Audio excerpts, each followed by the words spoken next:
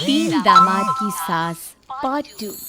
अब तक आपने सुना कि कावेरी जी अपनी तीनों बेटियों ईशा, मोहिनी और सुहाना की शादी तीन घर जमाई लड़कों के साथ करवा देती है। उन्हें लगता है कि ये लड़के शायद घर का कामकाज संभाल लेंगे, लेकिन उनके तीनों घर जमाई बहुत आलसी थे। वो नौकरी भी नहीं करते थे और बाहर का काम भी नहीं। कावेरी जी ने अपनी बेटियों से कहा कि वो प्रेगनेंसी का बहाना बनाकर अपने पतियों को सबक सिखाए। अब सुनिए आगे। मम्मी आपने जैसा कहा था हमने वैसा ही किया, लेकिन देखिए ना, विवेक का हाल तो वैसा का वैसा ही है। घर में ना सुबह का नाश्ता बनता है और ना खाना। नौकरी पर जाने की बात करूं तो खाने को तोड़ते हैं मुझे।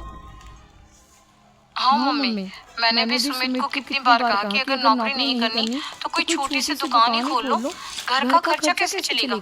देखो दोपहर के 12 बजने आए और जनाब अभी तक सो रहे हैं। हाँ मम्मी, ईशा और सुहाना ठीक कहती हैं। अविनाश का भी यही हाल है। जब मैंने अपनी प्रेगनेंसी के बारे में कहा तो मुझसे कहने लगा, अरे दूसरी लड़कियां तो 9-9 महीने तक नौकरी करती है, बस डिलीवरी के टाइम छुट्टी लेती है। मोहिनी तुम भी नौकरी करो। अब मुझे कहाँ नौकरी मिलेगी? मम्मी बताओ अब मैं क्या करूँ? हे भगवान, क्या सोचकर घर जमाई दामाद लाई थी मैं कि मेरी बेटियां मेरे पास रहेंगी और खुश रहेंगी, लेकिन इन आलसी दामादों ने तो हमारी जिंदगी को भी प्रॉब्लम में डाल दिया है। मैं तो कहती हूँ मम्मी, हम लोग वापस अपनी जॉब पर जाना शुरू कर देते हैं। बता देते हैं इन लोगों को कि हमने प्रेगनेंसी का बहाना किया है।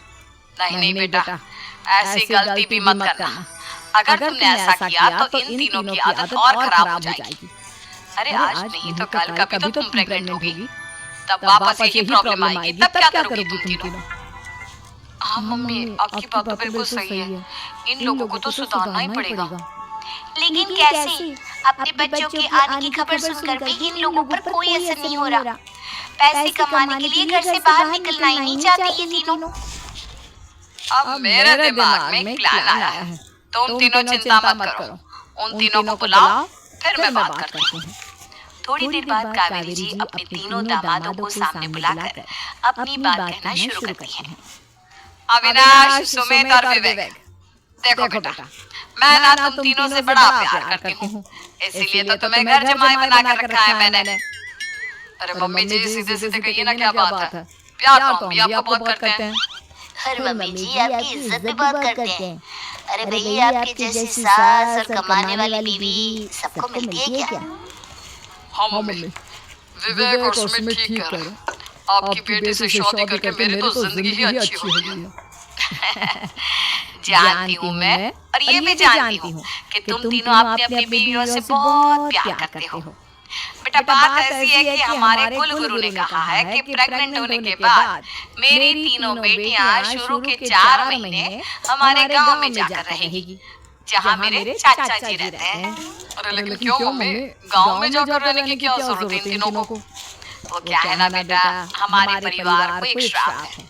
अगर मेरी बेटियों ने यहाँ पर बच्चा पैदा करने की कोशिश की तो उनके बच्चों को कुछ भी हो सकता है।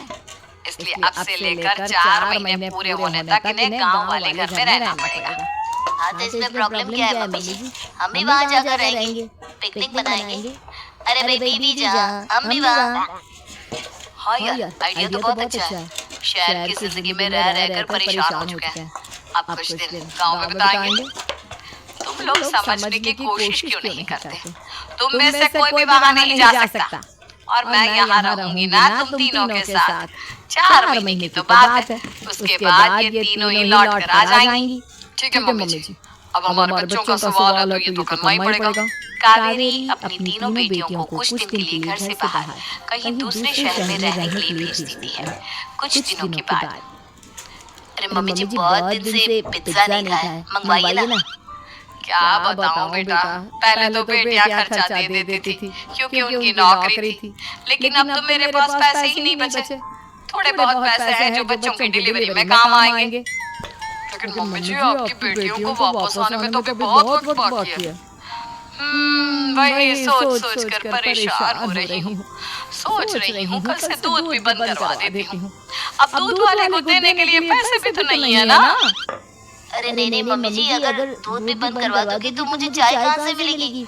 और चाय के बिना मैं तो मर ही जाऊंगा। क्या करूं बेटा, इसके अलावा हमारे पास कोई ऑप्शन नहीं है। मेरे पास पैसे ही नहीं बचे। इस तरह कावेरी जी धीरे धीरे अपने तीनों दामादों को पैसे देना बंद कर देती है और घर में खाने पीने की चीजें लाना भी बंद कर देती है। अब वो तीनों पूरी तरह से परेशान होने लगे थे और इसलिए एक दिन तीनों प्लान करके घर से बाहर निकलते हैं और बाजार में जाने के बाद यार अच्छा खाना खाए हुए कितने दिन हो गए, पता नहीं कब अच्छा खाना मिलेगा। हमारी बीवियों के जाने के बाद तो हमारी हालत भिखारियों जैसी हो गई है यार। कुछ भी हो, मुझे तो आज पिज्जा खाना ही खाना है। जेब में 1 रुपया नहीं और पिज्जा खाए, कहाँ से आएंगे पैसे? अरे देख वहाँ सामने बोर्ड पर क्या लिखा हुआ है, कंप्यूटर पर काम करने के लिए एक आदमी की आवश्यकता है। भाई मैं तो जा रहा हूँ, काम करूँगा और शाम तक पैसे लाकर आराम से पिज्जा खाऊंगा। जा तुझे कोई काम नहीं देने वाला, हम तो घर जा रहे हैं। चल भाई सुमित। सुमित और अविनाश वहाँ से चले जाते हैं और विवेक उस कंप्यूटर शॉप पर सारा दिन काम करके 5,000 रुपए कमाकर घर लौट कर आता है और अपने खाने के लिए अच्छी अच्छी चीजें भी लेकर आता है। ये देखकर विवेक और सुमित के दिल में भी कुछ पैसे कमाने की इच्छा जागती है। अरे सुबह सुबह कहाँ चल रही है तुम? मम्मी जी बहुत अच्छी जगह मिली है, कंप्यूटर पर काम करने के 5,000 मिले थे कल मुझे। अगर रोज काम करूँगा तो पूरे 40,000 की तनख्वाह। अरे वाह, ये तो बहुत अच्छी बात है दामाद जी, आपको जाना ही चाहिए। सुमित और अविनाश विवेक को इस तरह तरक्की करते देखकर परेशान हो जाते हैं और वो दोनों भी काम की तलाश में निकल पड़ते हैं। धीरे धीरे उन दोनों को भी काम मिल जाता है। अब कावेरी के तीनों दामाद छोटी मोटी नौकरी करके अच्छा पैसा कमाने लगे थे। एक दिन कावेरी उन्हें अपने पास बुलाती है। अरे वाह, विवेक 40,000 कमा लेता है, अविनाश 60,000 और सुमित तुम भी 40,000 के आसपास कमा ही लेते हो। कुल मिलाकर तुम अच्छे खासे पैसे कमा रहे हो बेटा। हाँ मम्मी जी, बहुत मजा आता है जब महीने के एंड में मोटी रकम हाथ में आती है। पूछिए मत मम्मी जी, घर में रहकर रोटी बना कर और तो जैसा महसूस होने लगा था मुझे तो। हाँ बेटा, तुम तीनों की बात तो बिल्कुल ठीक है और जानते हो अब तुम तीनों की पत्नियां भी वापस लौट कर आने वाली है। लेकिन मम्मी जी अभी तो उन्हें गए सिर्फ 2 महीने हुए हैं। आपने तो कहा था वो 4 महीने के बाद लौट कर आएंगी। ऐसा कुछ नहीं है बेटा, मैं सिर्फ तुम तीनों को सबक सिखाना चाहती थी कि आदमी घर में बैठकर बीवी की कमाई खाता हुआ अच्छा नहीं लगता। इस दुनिया में हर इंसान को मेहनत करनी चाहिए, काम करना चाहिए, चाहे वो औरत हो या आदमी, ताकि अपने परिवार को संभाल सके। कावेरी की बात सुनकर उन तीनों को अपनी गलती का एहसास होता है और कावेरी उन्हें सच बता देती है कि ईशा, सुहाना और मोहिनी शहर में ही कहीं दूसरी जगह रह रहे थे। शाम के वक्त उन तीनों की पत्नियां लौट कर आ जाती हैं और कावेरी जी का परिवार एक खुशहाल परिवार की तरह रहने लगता है।